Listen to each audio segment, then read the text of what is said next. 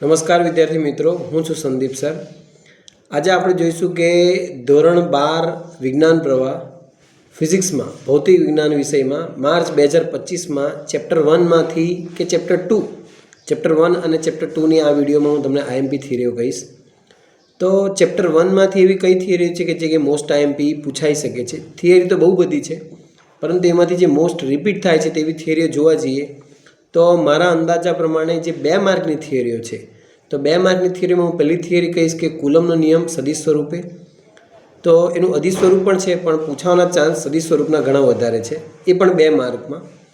ત્યાર પછી જોવા જઈએ તો બીજી 2 માર્કમાં થિયરી થાય તો એ છે વિદ્યુત ક્ષેત્ર રેખાની લાક્ષણિકતાઓ, જે ઘણી બધી વખત આજ સુધીમાં પૂછાઈ ચૂકેલી છે.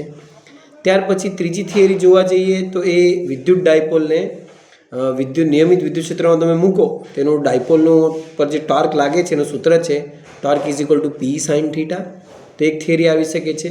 અને ચોથા નંબરની થિયરી જો હું કહું 2 માર્ક માટે, તો એ થિયરી છે તમારે ગોસનો નિયમ, કે જે Q/ε0 આપણે સાબિત કરીએ છીએ ફ્લક્સ બરાબર.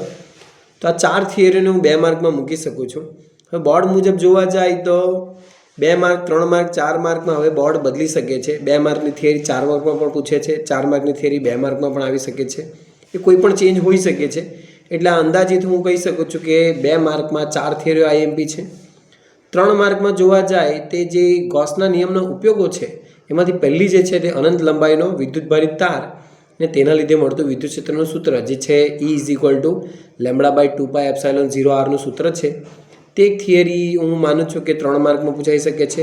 ત્યાર પછી બીજી થિયરી હોય તો એનો જ બીજો ઉપયોગ એ છે અનંત લંબાઈનું સમતલ હોય વિદ્યુતભારિત, તો એના વડે મળતું વિદ્યુત ક્ષેત્રનું સૂત્ર E = σ/2ε0, એક આવી શકે છે.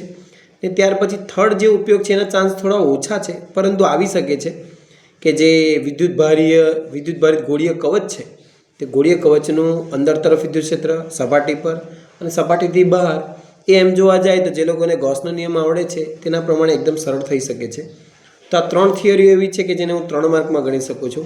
એ 4 માર્કમાં બોર્ડમાં ઘણી વખત પૂછાઈ ચૂકેલી છે. એ થિયરી જોવા જઈએ તો એ છે વિદ્યુત ડાયપોલની અક્ષ પર અને વિષુવ રેખા પર વિદ્યુત ક્ષેત્રના સૂત્ર, કે જે પેલા 2kp/r³ ને -kp/r³ વાળું સૂત્ર છે.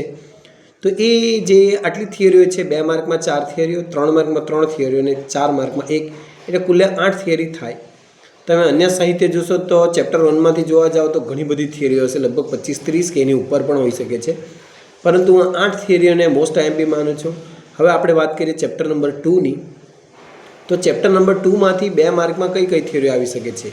તો ચેપ્ટર 2માં જોવા જઈએ તો 2 વિભાગ છે. પહેલો જે વિભાગ છે એ વિદ્યુત પોટેન્શિયલનો છે, સ્થિત વિદ્યુત પોટેન્શિયલનો, અને બીજો જે વિભાગ છે એ કેપેસિટરનો છે. તો પોટેન્શિયલ યાની કે વોલ્ટેજવાળા વિભાગમાંથી શું આવી શકે છે? તો પહેલું જે સૂત્ર છે વિદ્યુત ભારનું r અંતરે વિદ્યુત સ્થિતિમાનનું સૂત્ર. તો વિદ્યુત સ્થિતિમાનનું સૂત્ર શું છે? V = kq/r.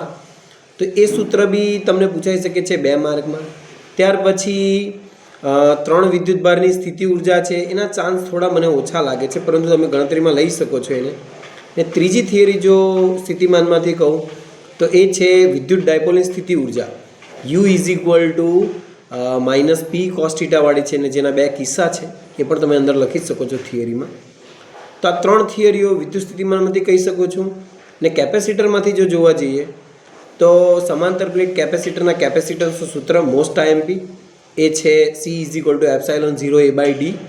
તો એ પણ એક આવી શકે છે. ત્યાર પછી જોવા જઈએ તો કેપેસિટરની ઉર્જા, કેપેસિટરમાં સંગ્રહ પામતી ઉર્જા, કે U = ½ CV² યા તો Q²/2c, એ પણ એક આવી શકે છે. તો આ તમે કહી શકો છો કે આ 2 થિયરી કેપેસિટરમાંથી, એટલે 3 થિયરી વિદ્યુત સ્થિતિમાન, 2 થિયરીઓ કેપેસિટરમાંથી કહી શકાય છે. ત્યાર પછી 3 માર્કમાં હું આ ચેપ્ટરમાંથી લગભગ કોઈ થિયરી ગણતરી નથી રાખતો, મારા ગણતરી મુજબ કોઈ થિયરી નથી.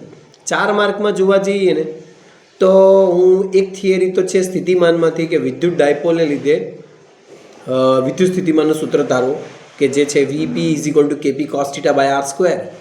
તેમાં પાછા 2 કિસ્સા પણ છે, કે અક્ષ પર અને વિષુવ રેખા પર, એ પણ પૂછાયા કરે છે.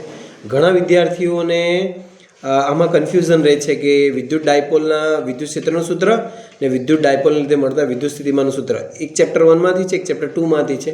તો ઘણા વિદ્યાર્થીઓ કન્ફ્યુઝ રહે છે, એટલા માટે હું કહું છું કે થોડો સવાલ બરાબર વાંચીને જવાબ આપજો. ને બીજી 4 માર્કમાં એકદમ લાઇટ થિયરી હું કહી શકું છું કે જે કદાચ પૂછવાના ચાન્સ હું 30% માનું છું, એ છે કેપેસિટરનું શ્રેણી અને સમાંતર જોડાણનું સૂત્ર. તારો બંને સાથે કમ્બાઈન કરીને 4 માર્કમાં મૂકી શકાય છે. એટલે ઓવરઓલ જોવા જાય તો 2 માર્કમાં લગભગ 5 કે 6 થિયરી થશે ને 4 માર્કમાં હું 2 થિયરી ગણું છું. તો આ રીતે તમે ચેપ્ટર 1 અને ચેપ્ટર 2ની મોસ્ટ આઈએમપી થિયરીની પ્રિપેરેશન કરી શકો છો. ઘણા વિદ્યાર્થીઓ ઘણો સારો સ્કોર કરવા માંગે છે, જેમ કે 70, 80, 90 માર્ક જેવો, ને એ લોકો પણ આઈએમપી પર ડિપેન્ડન્ટ રહે છે. તે થોડું ખોટું છે. જે વિદ્યાર્થીઓ ખાલી પાસ થવા માંગે છે કે 33થી લઈને 60 સુધીમાં, એવા જ વિદ્યાર્થીઓએ મોસ્ટ આઈએમપી પર ફોકસ કરવું. બાકીના વિદ્યાર્થીઓ તો બધું જ વાંચવાની જરૂર છે. મોસ્ટ આઈએમપીને તમે 2 થી 3 વખત વાંચી શકો છો, પરંતુ બાકીની પણ થિયરી જોઈ જવી. જે લોકોએ માત્ર પાસ થવું છે કે 33 માર્કથી લઈને 50 માર્ક સુધીની રેન્જમાં માર્ક લાવવા છે, તેવા વિદ્યાર્થીઓ મોસ્ટ આઈએમપી પર ડિપેન્ડન્ટ રહી શકે છે. બાકીના ચેપ્ટરના આઈએમપીના વિડીયો હું તમને આના પછીના વિડીયોમાં મોકલાવીશ.